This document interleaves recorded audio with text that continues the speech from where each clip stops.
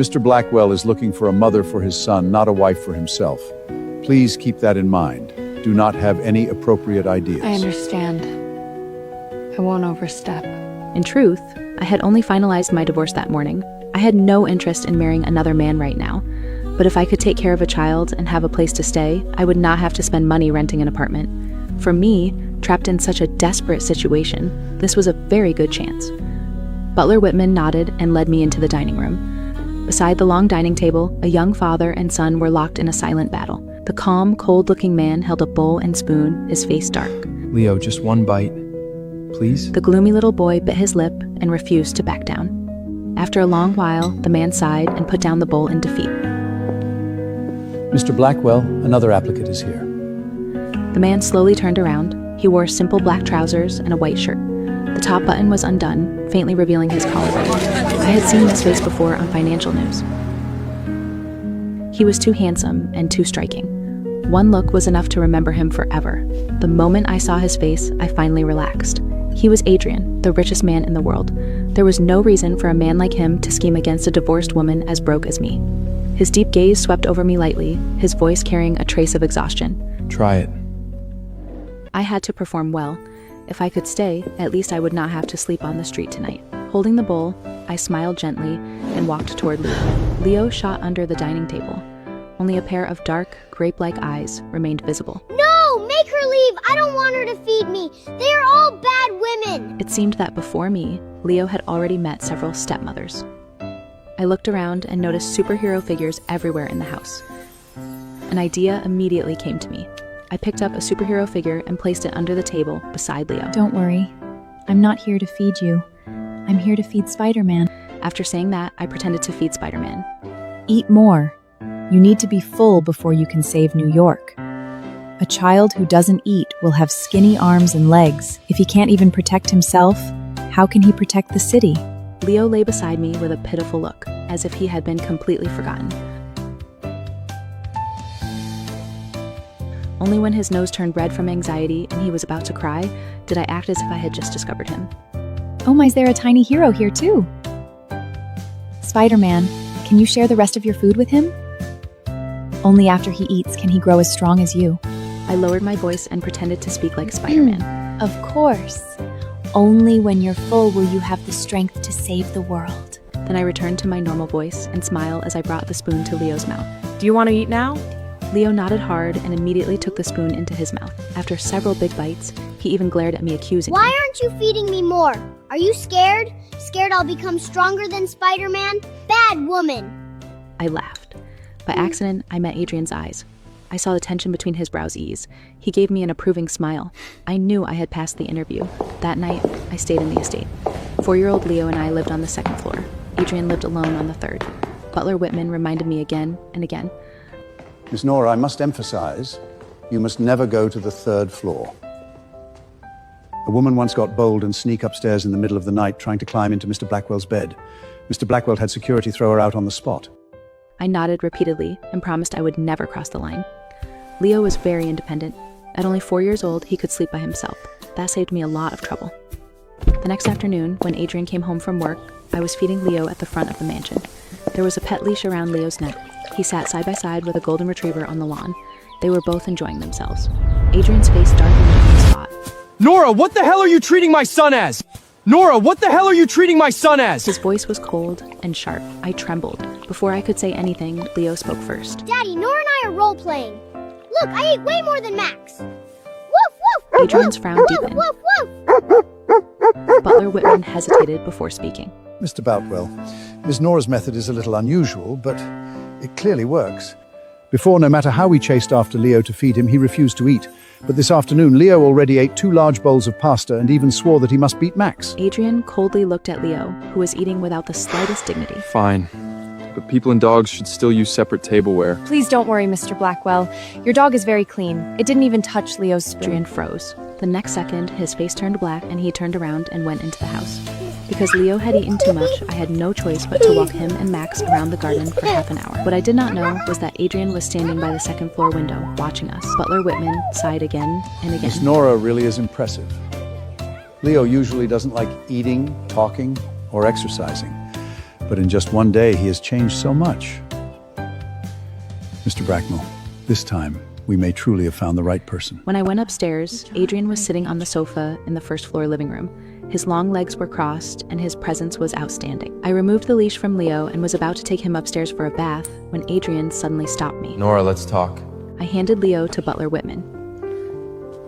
You're very good with children. Have you had a child before? No. I once helped look after my ex-husband's sister's child for 2 years. Back then, my ex-husband's family thought I earned too little and ordered me to quit my job. After I quit, they said I was freeloading at home, lazy and useless. So they simply fired his sister's nanny and threw all the childcare work onto me. Your file says you were divorced? Adrian looked at me with deep eyes. Yes. Your file says you were divorced? Yes.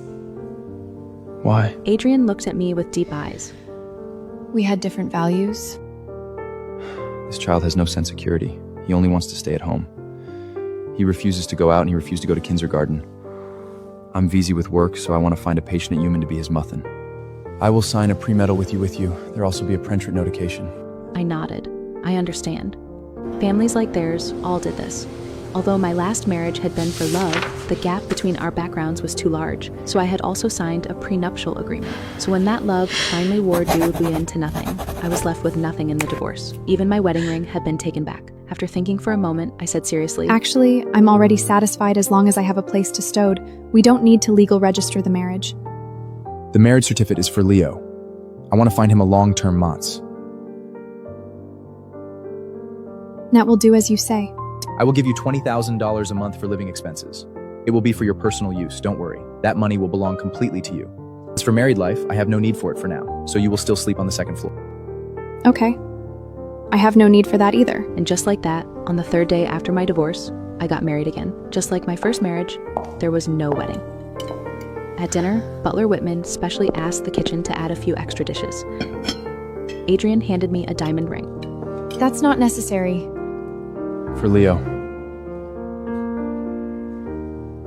Oh. All right. Sorry for the trouble.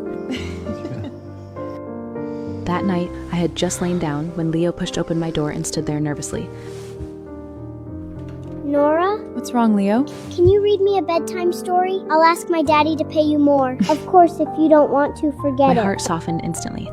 Come here. I lifted the blanket, and the little boy climbed in smoothly.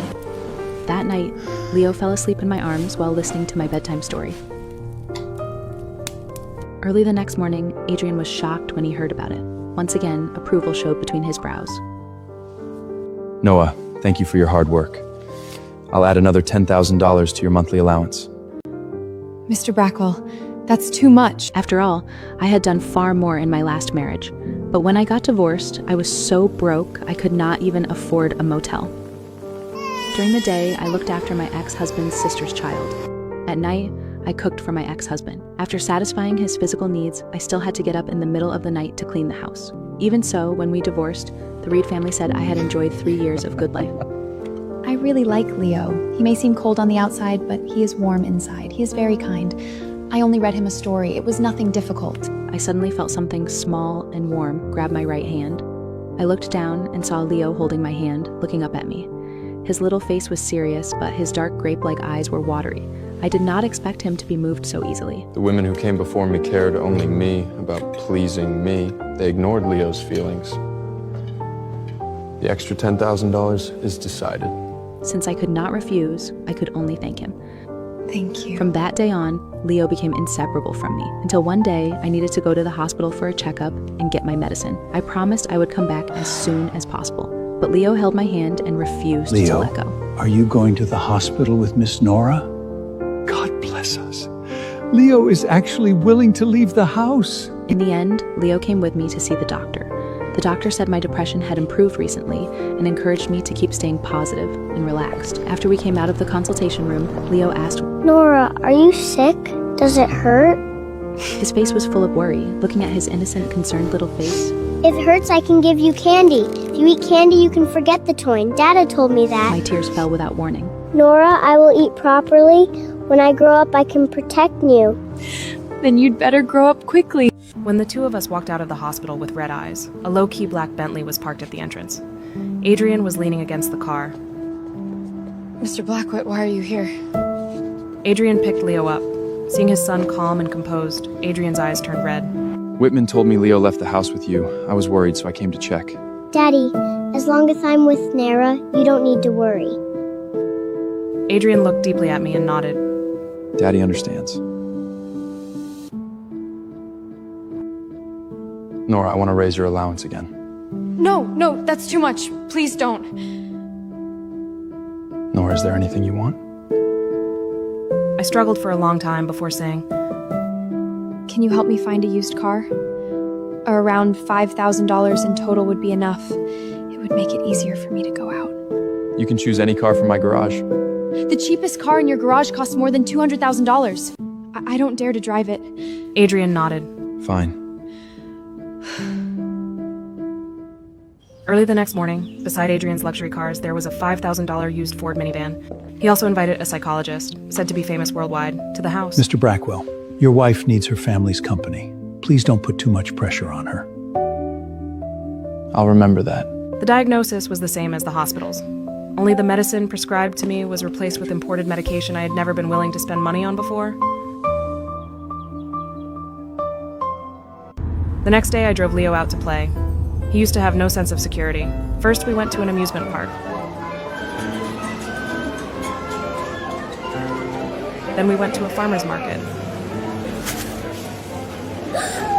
Nora, I don't want to hold it. But the things in my hands are too heavy. Can you help me? Fine, I'll help you just this once. Don't buy fish again next time. Leo followed behind me, holding a live fish that was still thrashing around inside a bag. His handsome little face tightened into a straight line. Nora! I instantly became tense. It was my ex-husband, Ethan. Out of instinct, I grabbed Leo's hand and tried to leave. Whose child is this? After leaving me, all you can do is work as a nanny for some rich family? Looks like you really can't without survive me. Now you're head, and now can apologize to me. I might consider letting you wear the Reed family. I was furious. Leo immediately stood in front of me. Bad man, don't bully my mommy! What did he just call you? Mommy!